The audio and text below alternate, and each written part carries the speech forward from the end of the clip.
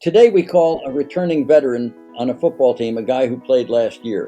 In 1946, a returning veteran was a guy who had been at the Battle of the Bulge or at Iwo Jima. And That's right. so Notre Dame had maybe 54 of those guys on its roster. But in that 1946 game, you had four Heisman Trophy winners, four: Blanchard Davis, Leon Hart, and Johnny Lujack. Wow. I think never again will you have four Heisman trophy winners in a game.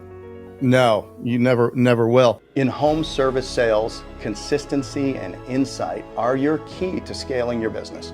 Enter Rilla Voice, your virtual ride-along that gives you full visibility into sales conversations that can boost close rates by 40%. Managers are 8 times more time efficient, while average ticket sales increase by 17%. It's time to harness technology for real results. Ready to see Rilla in action? Visit Rilla.com, that's RILLA.com, or click the link below to get your special Homefront Brands offer today. Hey everybody, welcome to the Homefront. This is Jeff Dudan, and today I have Richard Cacioppe on, and I'm very excited about having a conversation with Richard. We've been bantering here for a little bit already, and I said, well, we better just hit the button and record. Welcome, Richard. Well, thank you so much for having me, Jeff.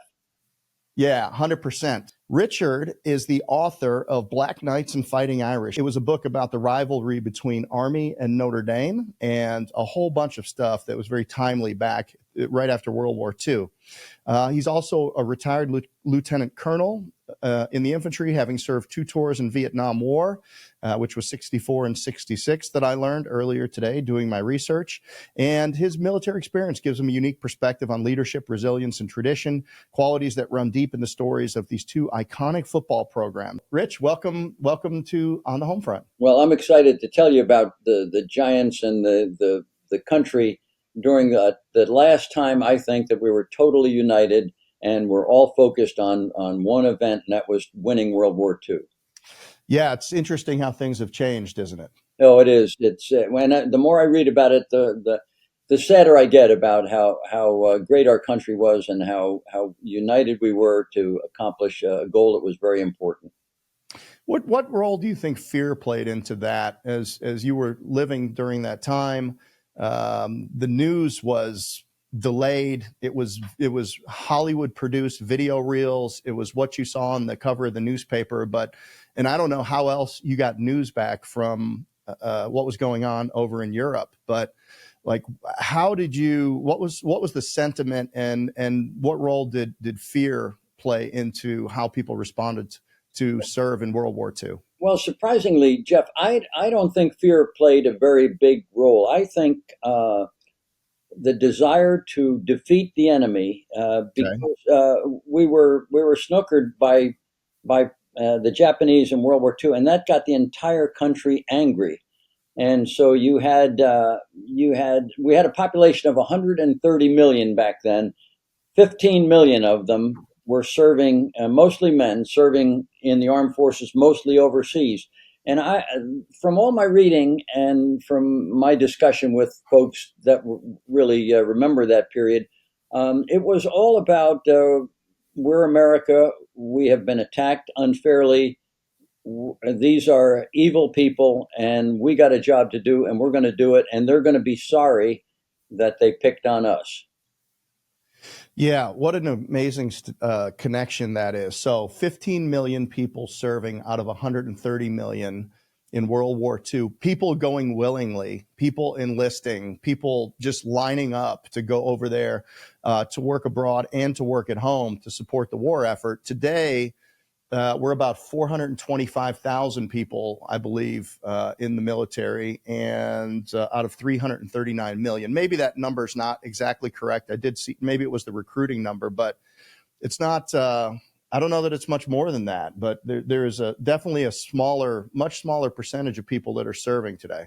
You're right. And you're right about the enthusiasm to get into the war. As a matter of fact, if you didn't get into the war, if you didn't enlist, if you weren't in uniform, and you happened to be on a bus, maybe home on leave, and you were in civilian clothes, women would come up to you and say, "Why aren't you serving?" So it was more than a duty. It was a call to save the country, and everybody was in on it. And so you take that 130 million, that's 65 million men, and then you boil that down to 18 to 29-year-olds, which was the key area that we were looking at, you had about at least one out of two, maybe more, of the 18-year-olds or the people in that range that were serving. And of course, the impact when you take all those people and send them overseas, the impact on college football, which was the the source of my book, the centerpiece of my book, the impact on college campuses was enormous, because that was the pool which they were pulling their freshmen from, and all of those folks maybe got to serve a semester and then got called up, or they went and enlisted. But the desire to serve was more than just I'm afraid of getting drafted. It was an obligation that they felt, and the country encouraged them to feel, about going, getting the job done, and coming home and restoring everyone's lives. Now, you were born in 1939. Where did you grow up? Newark, New Jersey, and my Oh, early I'm days. sorry to hear that. Yeah, and then we moved to the suburbs, West Orange, New Jersey, and so I was 6 years old when the war ended, Jeff. But I remember walking down my street when everyone who had a someone in the service would have a white flag with a blue star in it in their window for every son or daughter that they might have.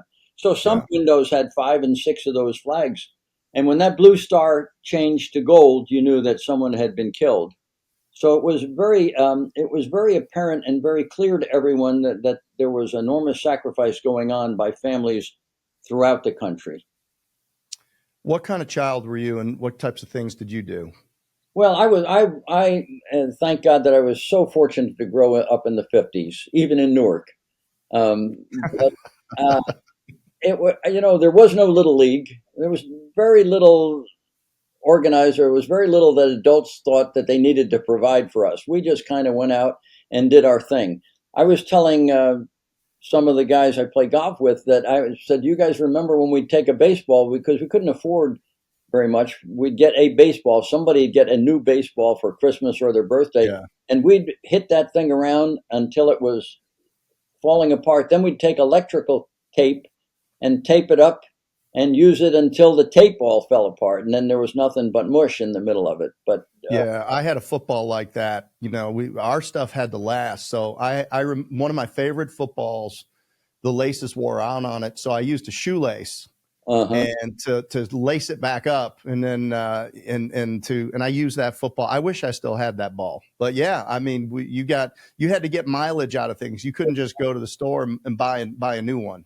Yeah, exactly. Well, and there was no little league, so I remember my buds and I went to a field when I moved to West Orange, where there was open fields, and we just carved out a baseball field. I mean, we just made one, raked the stones out of it, and uh, but it was a great time to grow up in America. America was we were dominant in the world. We were noble because we had gone over and defeated the evil Japanese and the evil Germans, the Nazis, and we didn't do it for to get any expansion of our land or anything. We did it for noble causes, and so we were very proud that our military was very strong. The people in the country supported the military, and so it was really a great time to grow up. And Jeff, I'd add that if you go back prior to just about when I was born, we endured the Great Depression from 1929 to about 1939, when Roosevelt decided we were going to be the arsenal of democracy, and we kind of rekindled our own industry, which had been dormant for 10 years. And about the time that people could have faith again in the American economy and start to get jobs and have a little spending money, as opposed to worrying about whether they were going to be able to feed their family or not. About the time when we were coming out, and there was just a little sense of happiness over the horizon, we got sucked into World War II. So we had really 16 years from 1939 to 1945, which was first grinding poverty, followed by very tragic stories of and heroic stories, though, about losses that the country endured. Well, the greatest generation, and great sacrifices made by everybody. Alignment on values, patriotism at an all-time high. It must have been just an incredible time to be alive. Yes. Yep, Yeah.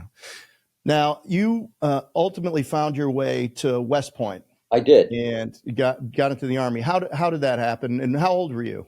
Well, I started. Remember this era of crew cuts and penny loafers and pride in the country and pride in our military accomplishments. So when I was 14, I was a Boy Scout, and our scout leader put us all on a bus, and we drove up to West Point. I didn't know anything about West Point, and I was not a very intense young man. I was just at 14, just interested in playing baseball or doing whatever I was doing.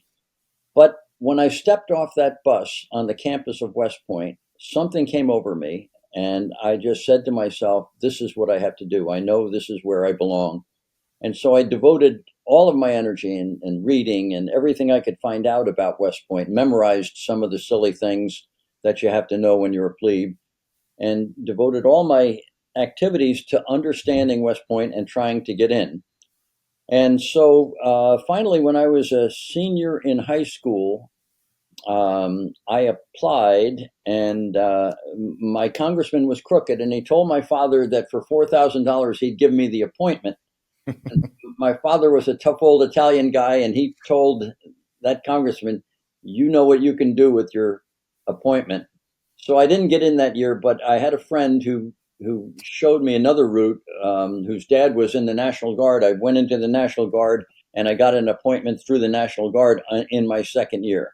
And I was very fortunate when I look back at the route that I had to take in order to get into West Point. It was a remarkable route. Clearly, the hand of God was guiding me, and and I was able to get in. There were only 2,400 cadets, men, back then in 1958 when I get in. So my class entered on July 1st of 1958 with 800 men.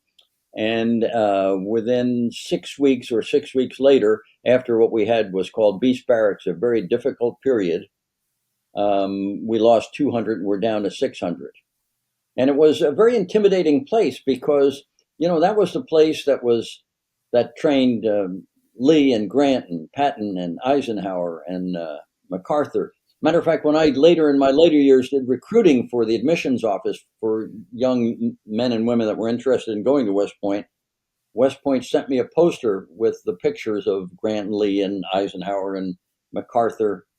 Uh, and the picture had the poster had their picture, and it said, much of the history we teach at West Point was made by the people we taught at West Point.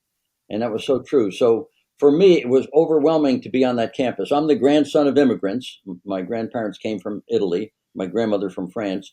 And so I was really intimidated. I never thought when I first went there that I was going to survive. I thought to myself, well, if I last a semester, that'd be great that I'll be able to tell people I was at West Point for a semester.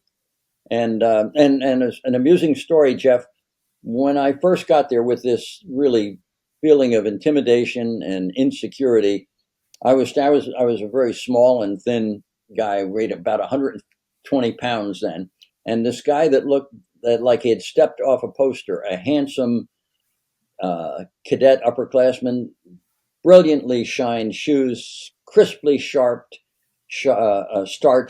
white trousers. He was as handsome as could be, and he came up to me and he whispered in my ear. Now, when they wanted to be real cruel, they whispered, they didn't yell. And he whispered in my ear and he said, "Mr. Cacioppe, I don't know how you got here, but I'm going to make it my business to see that you don't stay." And I thought to myself, oh my God, how does he know? I've only been here 2 hours. I know I don't. How Hey, did at he? least you knew your name. Yeah. But then he left me and walked down a couple of men to my new classmates, and I heard him say, same thing, "Mr. Smith, I don't know how you got here, but I'm going to make it my business to see you Oh, stay." So it dawned on me, oh, I get it. This is a game. I'm good at games. And so I persevered, and it was just a wonderful experience. I want to talk a little bit about your experience there, but then also how that led into you getting to Vietnam. Okay, so I spent my 4 years there, and then when I graduated, back when I was there, you had to choose one of the five combat arms: artillery, armor, infantry, signal corps. and engineers. And now you can choose any number of, you can choose finance corps or military intelligence. But back then you had to be in the combat arms. So I chose, being a small guy trying to prove that I was tough, I chose the infantry, and went to the infantry officers basic course in Fort Benning, followed by Ranger School, which was very, very difficult for me, more difficult for me than Vietnam was. And and then I went to airborne school where I learned how to jump out of airplanes. And from there, I had a hardship tour. I had to go to Hawaii for 3 years. Okay. And Well, it sounds yes, horrible. it was the golden days of my life, Jeff. It was just, I bet it was. oh God, it was so good. My wife and I lived on the North Shore. I was making $350 a month. Our rent was 150, but it was great. We trained in the mountains of Hawaii, Yeah. but we were the strategic reserve for the Pacific region. So we could barely hear, not much. This was 1963 when I got there. We could barely hear the drum beats of war over the horizon in Vietnam. Remember, the French had been kicked out 1954, so this was 9 years later. 1964, the Army had a program in which they wanted infantry officers and infantry enlisted men to come over and man the door of the new Huey helicopter to be door gunners. So, being an astute young lieutenant, I was sure the war was going to end at any day. And so I volunteered. I missed my guess by 8 years, Right. but I took, I felt as a professional soldier, I had to test my mettle in war. And so I went over for a short tour, 3 months. I took 28 enlisted men, and we were door gunners on helicopters. There were no American troops, only 15,000 Americans, mostly support people or special forces and helicopter crews. And so we went over there and supported the Vietnamese. And in 1964, they were awful soldiers. And it became clear to me, even as unsophisticated a young officer as I it was clear to me that they just were not very committed and not very well trained or not very well led. And that the other Vietnamese, the bad guys, were, in fact, pretty committed and pretty well led. So when I came home from that tour, I was really discouraged. I really had grown up on how World War II unfolded and how everyone was grateful for our effort. I didn't see any of that in Vietnam. I came home very discouraged. But a year later, as the war heated up and America needed more troops in Vietnam, my whole division, the 25th Infantry Division out of Hawaii, was sent to Vietnam, and I went back for 11 months more on the Cambodian border. Okay. So your first tour was 3 months, Yeah, and then your second tour was 11 months in country. yes. Okay. What were you doing on the second tour? I was for the first 8 months. I was on my battalion staff. I was the S3 Air. I was responsible for all of the air support, helicopter and Air Force support for my infantry battalion there on the Cambodian border. Our job was to prevent the North Vietnamese who were coming down through Laos and Cambodia on the Ho Chi Minh Trail. Our job was to prevent them from cutting the country in two, which was their intention. So um, we established ambushes and blocking areas. Now, interestingly, I don't know if you saw the movie We Were Soldiers Once with Mel Gibson, but Right. that battle was fought right where my unit went. That was fought 2 months before I got there. So the bad guys had taken a pretty good licking, but so had we. So for the first about 6 months of my tour there, it was relatively quiet with just small patrols and ambushes, and the bad guys were licking their wounds. They were right across the border, not far from where we were. Mm. When they felt up to it, they came across, and we couldn't chase them, nor could we fire at them once they got across the border. But my job was to provide to coordinate all the air assets, and then the last 3 or 4 months, I was a headquarters company commander, and I had under me our reconnaissance platoon and our heavy mortar platoon, as well as all the administrative folks. Got it. And where was your wife during this time? Did she stay in Hawaii? No, she went back home to New Jersey Okay. because my second daughter, we had a 2-year-old when I left, and then we had a second baby who was born about 3 weeks before I left the second time. So she went home with her new baby and my oldest daughter and lived with her parents for a year. Her sister had also married an Army officer who went to Pennsylvania Military College. So and he was in the same unit. So we both went to Vietnam together. So the two sisters went back home and lived with her parents. Yeah, and when you came home, the sentiment had not turned entirely negative here towards the war, even though I would imagine your reaction that you received was more neutral than positive, like around World War II. But pretty shortly after you got back from your second tour, the opposition to that war certainly swelled up in the country. Exactly. You have it exactly right, Jeff. And of course, the North Vietnamese knew that. That's the same strategy they used against the French. That this, when the civilian population turned on the French army, then it was an untenable situation. There's a very interesting story that I love that where a guy, as the country turned on the military, 68, 69, a soldier came home and he was in the San Francisco airport in his uniform, and some woman came up and got in his face and started screaming at him, saying, "How could you do that? How could you go over there and do that to those poor people? Why would you go?" And he said to her, he looked her in the eye and he said, "Well, you sent me. I thought you knew." And that's Yeah. exactly the right answer. It was the elected government of the United States says, "Hey, folks, this is in America's best and natural or national interest. Go do this. And if you're a soldier, you go do it. You don't have a choice to say, I'm not liking this one so much. Call me when you get another one." Yeah, certainly with the conflicts that we've been in over the last couple of decades, I think the rationale for our involvement has become more cloudy. It's become more complicated. I mean, World War II that was easy. We saw what was going on. We tried to stay out of it.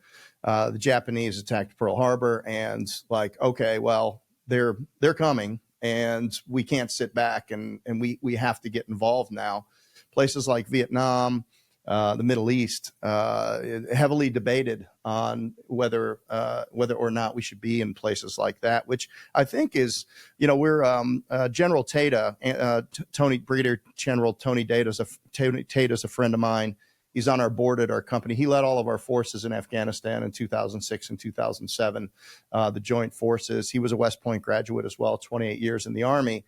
And, he was on the podcast and he shared the patriotism is down in the country from somewhere up in the mid 70% down to into the 20% right now. So even if we need to go somewhere, there is quite a PR campaign that needs to happen to get people on board with our involvement in conflicts around the world, certainly ones that are known. Now, we all know that I think we're operating in 129 different countries in one capacity or another. So there's things that we do that don't really get talked about and probably wouldn't be effective if we did. But it's a much more complicated theater out there. We're sitting here with what's going on in Israel, and now we've got Iran and Israel and Palestine, and it's a complex, hundreds or if not thousands of year old situation that people are trying to deal with, and we are people have strong different opinions on how and when we should get involved. Mm-hmm. And of course, the base which we had during World War II is totally eroded, which is when we used to teach young boys and girls about how great America was, and that what we had, no one else had, and it was worth fighting for. We used to teach that at a very early age when those young minds of mush are really open to ideas like that. And so when you start to talk only about the bad things that our country has done, or you take slavery. Slavery was an awful stain on America. But guess what? Nobody forced us to end it. We on our own elected to fight a war in which 750,000 Americans were killed in order to end that terrible thing that we had in the country. But when we focus on the bad things and not on how great America is and on all the noble deeds that we did and the sacrifices that our citizens made, We used to do that when we were young, and we'd even sing the Marine Corps hymn and the Air Force song in music class. I remember it was we really believed that America was great and worth making sacrifices for. There's a great book out. Well, you may have read it, Jeff, called "The Long Gray Line," which is about the class of 1966 at West Point, written by Rick Atkinson, who is just a wonderful author. And it's in addition to tracing their experiences in Vietnam, it really is a testimony and a narrative on how the country shifted from when those young men, they entered in 1962, the summer I left. They graduated in 66. They pretty much went right to the war. By the time they came home in 67 and 68, the country had turned. So when they entered, it was penny loafers and crew cuts. When they came home, it was long hair and spitting. And those poor guys didn't know how the country had eroded around them. Yeah, I mean, you can't really blame people today based on the education system that we have. I think you hit on it, right? It's what did we learn when we were growing up, and what were we taught? And we tend to indoctrinate ourselves with the principles, the values, and beliefs that we're taught when we're young. And it's the education system certainly has changed its focus about what it's focusing on, how it incorporates American history and American values into the education process, and people taking advantage of the opportunities. I mean, there are more. I work with a lot of international people, Aussies, and every people from all over the world. And I said, why are you here? And it's because this is the greatest opportunity. We only have 20 or 30 million people in Australia, and it's a great country. He said, but the opportunity here with 339 million people is great, and the opportunity to do anything that you want to do, to go anywhere in the country without borders. I mean, it's just the freedom that we have here is amazing. And yet you still get people protesting about things, but they've got a Starbucks in their left hand and they got an iPhone in their right hand, and they're going home to a great place to live, but yet they're talking about how bad this country is. So not a popular, I don't care if it's a popular statement or not. I mean, you got to play the ball from where it lies.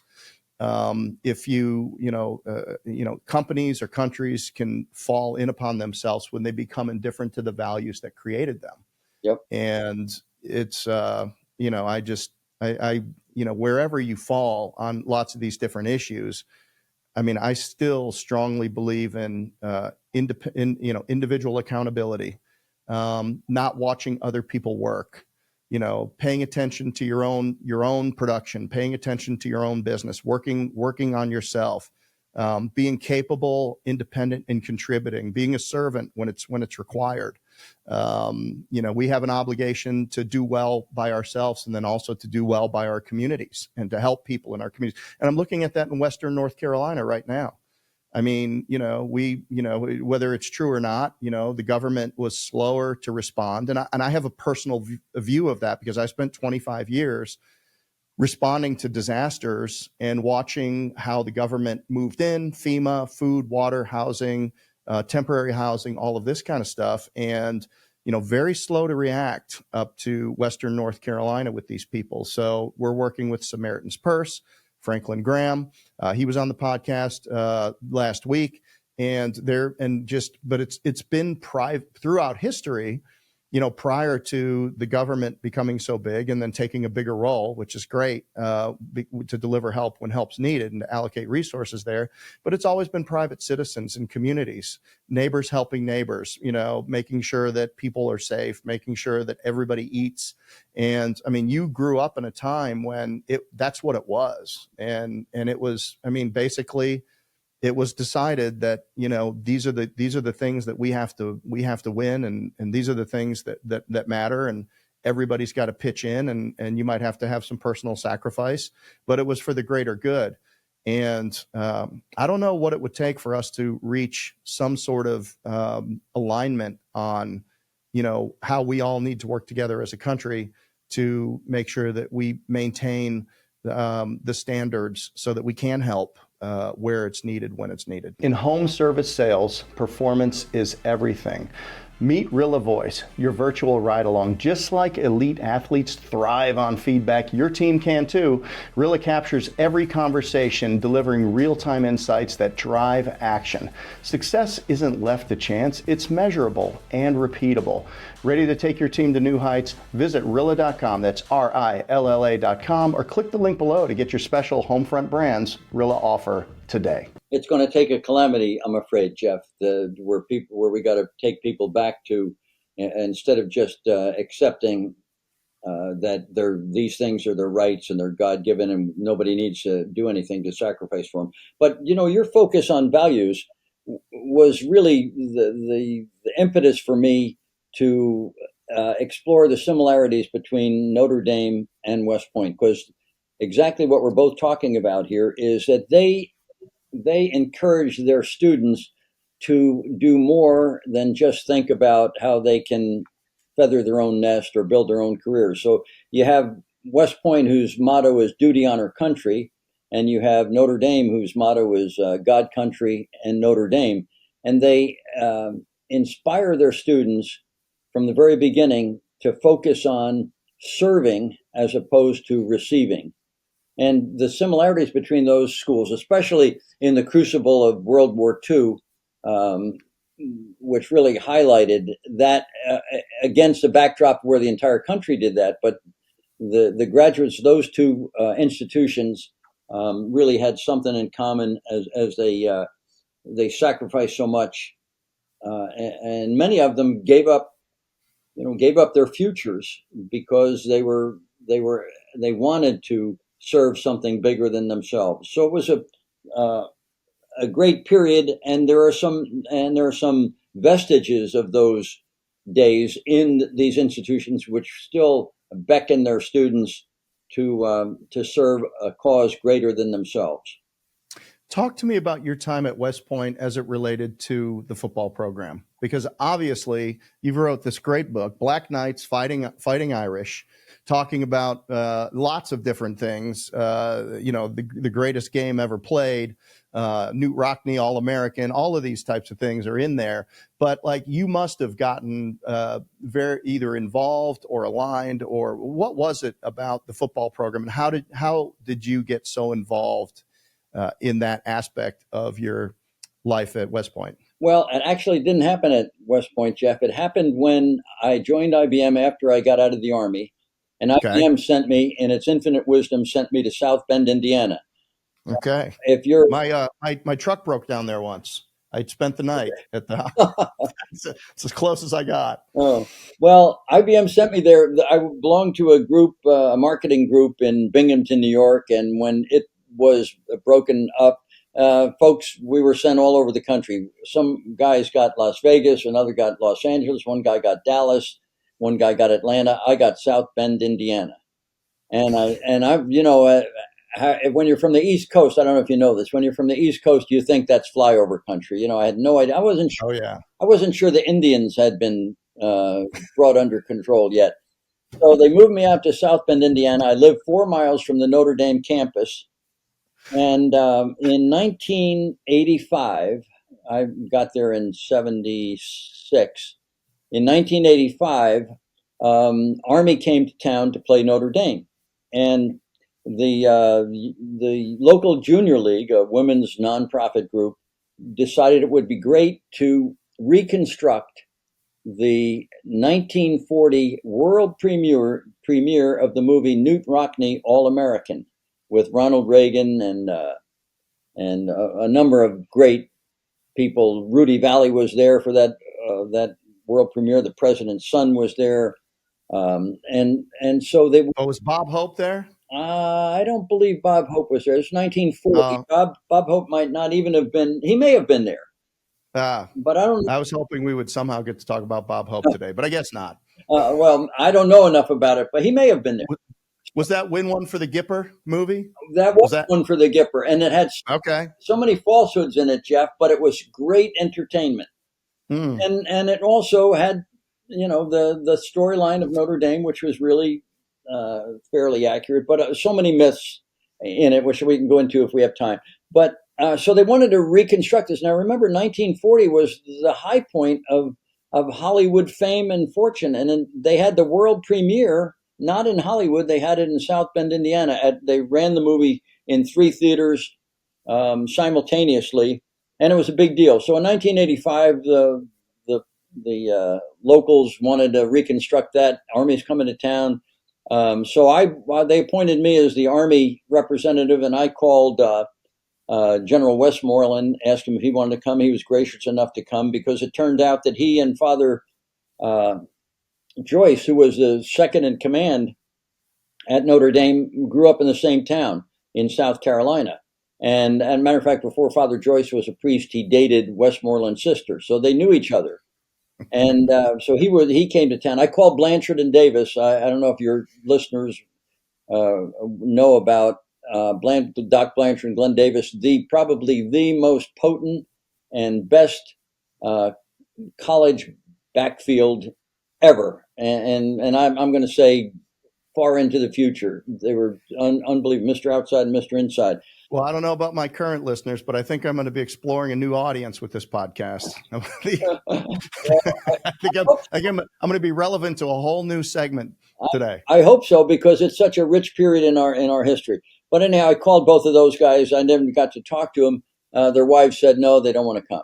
But I did call Okay. Arnold Tucker, who was the quarterback on that team, and who was a terrific athlete. Matter of fact, won the Sullivan Award, which is the award to the best student athlete in the country back then. He was overshadowed by Blanchard and Davis, but he was a terrific guy. He came, and so we had that big commemoration of the movie. And I had that night, my wife and I hosted a party, and a guy by the name of Roland Kelly, who was a local announcer, TV announcer there, came. He had been a student at the 1946 game, a freshman. And Creighton Miller came, who was a 1943 Notre Dame All-American.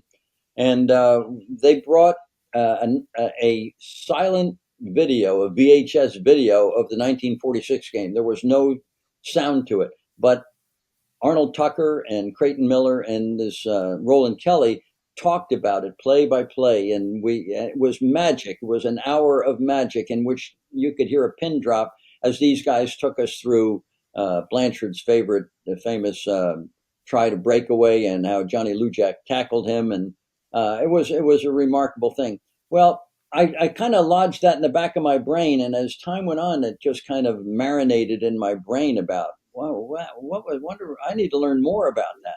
And I did more and more reading. The more I got into it, the more I thought, this is unbelievable. Not only the football game, because interestingly, Jeff, today we call a returning veteran on a football team a guy who played last year. In 1946, a returning veteran was a guy who had been at the Battle of the Bulge or at Iwo Jima. And That's right. so Notre Dame had maybe 54 of those guys on its roster. Army uh, shortened its program from 4 years to 3 years. But if you went to West Point in 1942, you didn't get involved in the war till 1945. So when the Corps of Cadets came down to Yankee Stadium for that 1946 game, when they got off the train in the Bronx, the crowd jeered them and called them draft dodgers, because they had spent the war years in on the Hudson there at West Point, and the Notre Dame guys had been at the war. And Army, which had a significant recruiting advantage because of that, in 1944 and 1945 had beaten the Notre Dame folks 107-0 in those 2 years, which was so out of bounds for what it had been for its entire history of the series. Most of those games were decided by a field goal or a touchdown. All of a sudden, you had 2 years when all of the Notre Dame players were at war, and Army had this really significant advantage in recruiting, ran over top of them. So the Notre Dame students were chanting 56 and 48. This is the year we retaliate, and there was revenge on everybody's heart to even the score, and the game finished at 0-0. Disappointment to the whole world. but it was Oh my a goodness. hard fought game. So no overtime. No overtime back then, 0-0, and everybody went home brokenhearted because and both Army and Notre Dame at that point were ranked number 1 and 2. They continued on in the rest of the season, both undefeated. Army had been national champs 44 and 45, and but the sportscasters awarded the championship to Notre Dame in 1946 because Navy really fought Army very tough in their last game. So Notre Dame became national champs in 46. Both coaches, Blake and Leahy from Notre Dame and Blake from Army, were uh, coaches of the year. But in that 1946 game, you had four Heisman Trophy winners: four: Blanchard Davis, Leon Hart, and Johnny Lujack. Four. Wow. When was the last time? I think never again will you have four Heisman trophy winners in a game. No, you never will. Did they play both ways? Oh yeah, they did, and that's how Johnny Lujack was the one that saved the touchdown. Blanchard finally broke loose, was running down the sideline, and Lujack came across the field and tackled him to save the touchdown.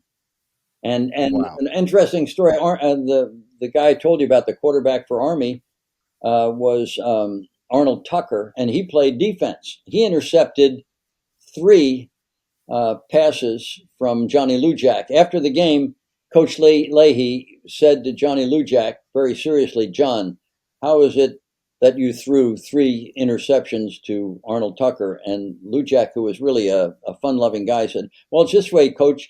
He was the only guy I could find open." I interviewed him for the Oh, book. He was what a terrific gentleman he was. oh, I love it. So, when did you start writing the book? I started probably maybe 5 years ago, Jeff, and it took me about 3 years because I'd get into it a little bit, do some more research, then set it aside. And I don't know how you did with your book, but I didn't. I'm not one of those guys that says I'm going to write from 8 to 3 every day. I wasn't able to do that. So Yeah. I like to read a little bit, have the stuff kind of marinate in my brain, and then come back out and do that. So I started probably 5 years ago, finished it about 2 years ago. One day I woke up and said, this enough is enough, and I decided just to pull it together and finish it. Well, it is a meaty book. It's got incredible stories in it. It's exceptionally well written, and it's a highly recommend for people that are interested in. Man, so much. There's military stuff, there's football stuff, and the connections and parallels that you draw in here are just. It's really, really well done. I just Well, really want to compliment you on it. thank you. Can I tell you Yeah. one astounding story here? There was Okay. the guy by the name of Mats Tinelli, who was played in the 1937 Notre Dame team, and they were playing USC at Notre Dame. Mats Tinelli takes the kickoff, runs it back to the 6 yard line. The score is 7-7. He takes it back to the 6 yard line. Uh, they give him the ball again. He scores from 6 yards out, and Notre Dame goes on to win the game late in the game. Mats Tinelli then graduates in 1938. The draft he knows is over the horizon. He decides he better join up before he gets drafted because he wants to see the exotic Far East. And he chooses the Philippines as his uh, place of duty. Not a good choice in 1940. So Right. he goes over there, gets captured by the Japanese on the Bataan Death March. A Japanese soldier comes up to him, points his bayonet at his throat, and utters some grunts or something, and in effect says, "I want your ring." Points at his ring, his Notre Dame ring. And Tonelli said, "I'm not going to give it to him." And his buddies say, "Hey, he's going to kill you. He'll kill you. Give him the ring." So he gives him the ring. A Japanese officer who is standing a little distance away comes over and says in perfect English to Mats Tonelli, "Did one of my men just take something from you?" And Tonelli says, "Yeah, he took my college ring." The Japanese soldier goes back, slaps the Japanese soldier, gets the ring, and hands it to Tonelli and says, "Hide this because somebody else will try and take it from you." And he says to him, "I went to USC. I know what you did in that game." Oh my gosh. Yeah, remarkable. Wow. Tonelli hid the ring for the rest of his, as he was a prisoner for 4 more years, or almost 4 more years. and then tried to find the Japanese officer, never could. Obviously, I'm guessing he was killed. Wow. That is a rare story of compassion coming out of the South Pacific there. Exactly. You're exactly right. That's not the way those stories usually go. Yep. So what kind of message, if people get the book, and I highly recommend it, what message do you hope that people take away from it? Well, I really hope that they get a sense of what the country went through and how upbeat and positive our citizens were in the face of awful tragedy, in the face of grinding poverty, but always with the sense of positiveness that, hey, wait a second, we're Americans, we can do this, no matter what it is we can do. I mean, we were on our heels early in the war from Pearl Harbor late in 41. We were really on our heels till 43. Now we look back and say, oh yeah, we were going to win that sucker. But it was a near run thing in 42 and until late 43. We didn't start our first offensive action after Pearl Harbor until August of 42. So it took us 9 months to mount an offensive in Guadalcanal, and that one was really a close thing. And then in November of 42, we invade North Africa. But it took us a long time to get our act together. But this, for me, reading about the can-do attitude and the sense of positiveness of all aspects of our society, not just the military, but the folks who were making all the tanks and the planes and were working overtime and sacrificing where you couldn't buy meat and eggs and milk. You were involved in the war. That stuff was going to the soldiers. You had ration books, so maybe you could get meat once or twice a month. But the after having gone through so much, sensing the attitude of the population, it just is something that makes me sad and happy at the same time. Yeah. Understood. It's a perspective that I think has been lost on us, and people would do well to think about sacrifice. And it's so funny because when people talk about depression or people talk about lack of fulfillment, it's because people are overconsumptive. You can never fill a hole in your heart or in your gut with consuming things, because then you just need to buy more things and buy more things. And it's common to practice for people to understand that, fulfillment comes through the work. Fulfillment comes through progress. Fulfillment comes through accomplishing hard things, doing things for other people. And when people get towards the end of their life, they're never going to care about that car that they had or this that they had. It's going to be the things that they accomplished that were hard and the people that they met along the way and all of those stories. And it's just, and we're so consumptive now.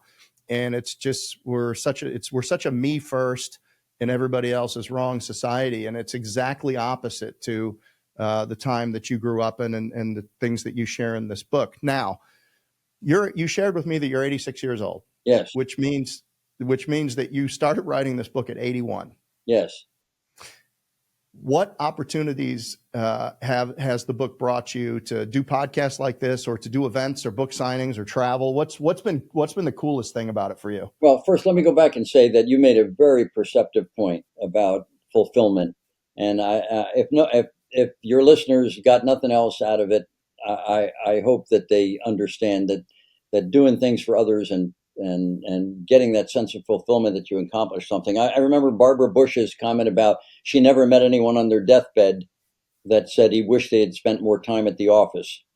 That's right. So that was such a perceptive point, and I'm gratified to be with you and share that thought. Thank you, Richard. The great thing about this, I get to meet guys like you. That's one thing about writing a book this late in my life. Although I wrote two before this one, but just getting to meet you and hopefully having the message that I deliver kind of reach some folks that I might not otherwise be able to reach. That's number one. Number two, I got to go to a book signing up at Notre Dame. That was really fun. That was during a football game, so I sat in the bookstore, right in the entrance to the bookstore. Must have been 40,000 people passed by my desk. And the T-shirt table was right opposite me, so they must have sold 40,000 T-shirts. But just being there and being part of that, about that great the enthusiasm that all of those sports events at Notre Dame generate, that was good. And then hearing from some of my old buds that say complimentary things like, "I didn't know you were so literate." So that just it Yeah. just it's just great. For me, it was the journey. It is the journey, and not the destination. Yeah, sure. I wish it were a bestseller. I wish my other two books, which were fiction, could become movies. But the journey was in itself terrific. Yeah, I'll tell you, people are always surprised that I even read a book, much less wrote one. If you look at my reviews, most of them say this could have been a pamphlet, um, but there might be a thing or two. There might be a thing or two But that in there. that goes back to your earlier comment, Jeff, because there are, I'll bet you, amongst your listeners, at least half of them aspire to get their thoughts down on paper, and Sure. they're going to say to themselves, "Well, nobody will read it, nobody will want it." But it's really just the doing something, trying to accomplish something, whether it gets the light of day or not. Even if it's like after you're gone and your kids say, "Oh, look at what we found in this box, what Grandpa did." Yeah. So just I think just even making the attempt, and it's amazing when you do finally sit down and you put your butt in the chair, how stuff flows out that you didn't even know you had. Yeah, it's interesting. One of the hardest things about writing a book is to call it finished, and Yeah. and then to just know that at the end of the day, you have to be satisfied with it, that it's going to serve a purpose, and you've just got to call it done at some point. And because there's always, when I had an editor, and she would tell me, Jeff, a book is not everything you know about everything. Keep it to the point, keep it to the topic, and if you've got more in you, just write a different book. But speaking of that, so do you have any projects that you're currently working on, or anything that you've got coming up in the future we can look forward to? Oh yeah, I'm really excited about, and I got to just put my butt in the chair and do it. I've started it, and I'm doing the research. But as part of Black Knights and Fighting Irish, I discovered a guy by the name of Mo Daly, who was a coach at Notre Dame, who also was in the Philippines, captured with two of his classmates from the class of 1927, captured by the Japanese, and was on the Bataan Death March, and then shipped on those awful hell ships when the Japanese knew that we were getting close to liberating our own people, shipped them to Korea or Manchuria or Japan under horrible conditions. And not only were they horrible conditions, but the U.S. Navy commanded the skies in 1944 when they were doing all the shipping. And so hardly anything moved without the U.S. Navy knowing about it, and they sunk a lot of ships, some of which had POWs, these American POWs who had been subjected to awful treatment and finally were getting close to the war, but our own planes sunk those ships. And so my next book that I'm working on is a book called Classmates, about these three guys from the class of 1927. Two of them died in captivity or were sunk by American planes, and one of them became a three-star general. So it's just a story of bonding and companionship. And it at West Point, the word classmate has almost a reverent meaning, because not only do we go through hard times together, I mean, just very difficult. It's a very difficult thing. Doesn't have a lot of distractions. At least it didn't when I was there. But then you go into the Army and you serve with those same guys, and once again under some difficult conditions. So classmates is a very reverent term for West Point graduates. That sounds like it'd be a good movie. I hope so. Yeah. I hope I last long enough to get it. I'm not. I can't. I wish I was the kind of guy could go from 8 to 3 writing, but I'm not that guy. Hey, one day at a time, brother. That's all we got to do. Just take it one day at a time. But This has been amazing. I've enjoyed this conversation so much. I really appreciate you coming on today. And I think you've made an incredible contribution that more people should know about and explore. And I think the timeliness of your message is something that we really need today. Well, and you're great, and that you would provide such a forum for people like me, and understand some of the, we don't need to talk about Beyonce or Taylor Swift, but there are some other issues that I think the country is thirsty for, and I'm grateful that you provide a forum for people to discuss those items. Absolutely. I'm so glad that you were able to make it on today. And I've got one question for you. If you had one sentence to make an impact in somebody's life, what would that be? Just do it. Just do it. All right. I think I think that would be a great logo for a company. Yeah, I think they got it from me. A great slogan. Yeah. I mean, so often we are bound by and suppressed by our own insecurities about, oh, I can't, or Yeah. nobody will like it, or and you just got to do it. And if it winds up in a box, so what? It's a great exercise, and you'll feel better just for getting it out. Yeah, people don't take enough risks. Very few things in life are fatal. When you're a soldier or you're a police officer, or a fireman, things like that, things can be fatal. But most of the things that most of us choose to do or not to do are not fatal. It's just a matter of energy and focus and meaning. Can you get meaning from the work that you do? I've certainly gotten a lot from your work. I've really enjoyed the podcast, and really appreciate you being on with us today, Well, Richard. it was a pleasure for me. I enjoyed it very much, Jeff. Thanks so much for the opportunity. You are so welcome. This has been Richard Cacioppe, the author of Black Knights and Fighting Irish, and you have been here on the Homefront with Jeff Dudan. Thanks, everybody, for listening. Thanks again to today's sponsor, Rilla Voice. Are you in the home services industry or leading a sales team? Rilla Voice is your virtual ride-along, capturing every conversation and turning insights into actions. Visit Rilla.com, that's RILLA.com, or click the link below to get your special Homefront Brands offer today.